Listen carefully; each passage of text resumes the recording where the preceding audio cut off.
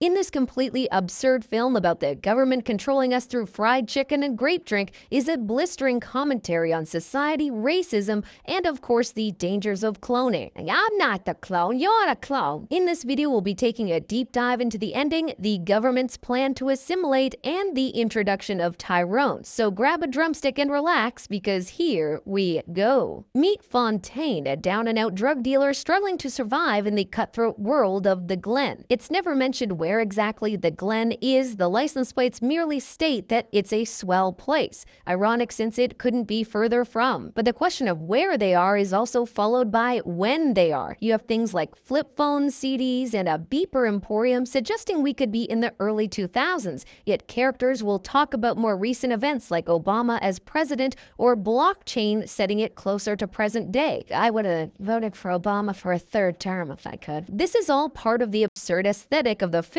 which I thought was almost as refreshing as a delicious Suma soda. Speaking of which, the film's first image is that of a white man's eyes watching over a group of black men, foreshadowing how the white-controlled surveillance state keeps a constant watch over the predominantly black neighborhood of the Glen. When Fontaine finds out one of his dealers, a pimp by the name of Slick Charles, is late on his payments, he pays him a visit. Now, Slick Charles says that the latest batch he got just ain't hitting right, and if you know the big twist of the movie, you'll understand why. More on that in a bit. The life of a drug dealer ain't easy in the Glen, and Fontaine is gunned down by rival dealer Isaac. But surprisingly, Fontaine wakes up good as new the next day. Now, when I was first watching this movie, I thought we were dealing with a Groundhog Day type situation. Fontaine will wake up every morning, go through the paces, and try to figure out what's going on. But They Clone Tyrone is a little different. Unlike Phil in Groundhog Day, Fontaine has no recollection of the events of the previous day, but goes through many of the same sequences of events like weight training and buying beer and scratch tickets at the convenience store. But things start to get strange for Fontaine as he sees a bloody man get picked up by an SUV with local homeless man by the name of Frog stating, "Up to see the wizard again." In literature, frogs often symbolize ancient wisdom and knowledge. He may be a drunk homeless guy, but he seems to be the only person who knows what's going on in town. His reference to the Wizard of Oz is apt considering Fontaine is still in our metaphorical Kansas, the Glen. But soon we'll find out that his world is being controlled by a seemingly all-powerful force with aspirations of total control. When Fontaine arrives yet again to ask for his money from Slick Charles, Charles can't believe he's alive. "You should be breathing some dudes right now." Charles saw him shot up just yesterday. How is he still here? This is where Woman of the Night Yo-Yo comes in. She recognized the car of the perps who shot Fontaine and takes them to it, where Fontaine just so happens to see this same black SUV he saw outside the convenience store. So he does the only rational thing and breaks into the neighboring home. But to their surprise, it's completely empty. That is, of course, if you don't count the super weird break room with a TV playing Bloodsport in the background. Now, a creepy house like this wouldn't be complete without a secret elevator leading down to a Walter White lab facility.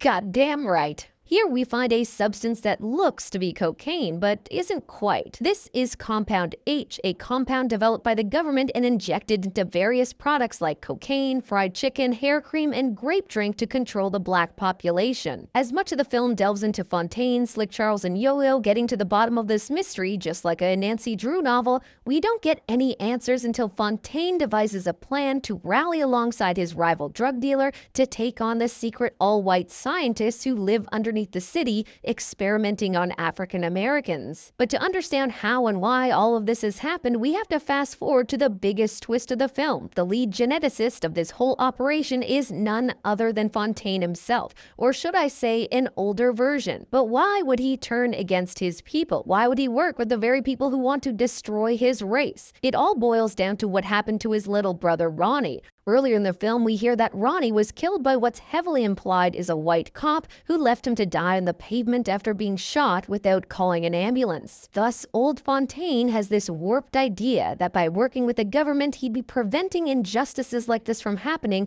through a process he calls assimilation. Assimilation is better than annihilation. He would rather assimilate his people rather than see them annihilated. Now, the government wants to, quote, win the race of the future, which we can see printed on the side of the golf carts underground, a cheeky play on words with race here having two meanings. Kiefer Sutherland's character, who is the main baddie of the film, says, "That's what we strive for. Keeping the United States united." But what he's really saying is keep the United States white. I also think it's ironic that his racist character is named Nixon and is played by a Canadian. Up until now, the project of creating controlled communities through drugs, music, and products was merely a band-aid solution to keep people of color contained. This process needed the use of specific clones, and it's important to note that not everyone in town is a clone, just key players instrumental in dealing out the products to keep these communities obedient, whether it be Fontaine and Slick Charles through laced cocaine, a hairstylist through perm creams, or the Reverend with his tainted blood of Christ. And he'll know what he wants most out of each and every one of you. Obedience. Yeah. And if you're not getting your dose of obedience through some delicious goddamn fried chicken, the government is continually experimenting on new methods, including music that can turn you from violent to peaceful. As I said, these are band-aid solutions for control, but old Fontaine has found a permanent solution through something he calls genetic assimilation. It's not enough to think the same. We have to be the same. His work in genetics allowed him to separate 378 unique genes that separated himself from white people, Asians, and Latinos. Thus, through generations, he could slowly assimilate people of color into white people, hence the tubes of black to white human specimens in his office. We saw some early test versions of this with the Afro-donning lab tech and chicken shop manager. Fontaine stumbles upon his clone in the duplication chamber and finds its number is A001, suggesting he was the first clone, which would make sense if he's based off its creator. But there are other Fontaines, such as Nixon's driver/bodyguard, Chester. Chester is super obedient, and Fontaine actually uses his code word Olympia Black, the same code Nixon used to control Fontaine to shoot and kill his creator. The attack on the underground compound is a success with all the clones set free. Fontaine even says he'll come to start a new life with Yo-Yo and Charles in Memphis. But just when it seems the story is done, Fontaine wakes up just like he did after he died back in his bed. But you'll start to notice some immediate differences like the tattoos and haircut. We aren't in the Glen anymore. This looks like it could be Los Angeles. We get the big palm trees and LA Laker flags in his home. Like the Glen, however, is his daily routine where we can see him weightlifting, going to the convenience store, and pouring the homeless man a drink. There's even a quick gang sign flashed by this kid suggesting he could be part of the Bloods or Crips. But it's when the news comes on that we see a clone of Fontaine on the screen. Now, we purposely do not know if this report is coming from the Glen.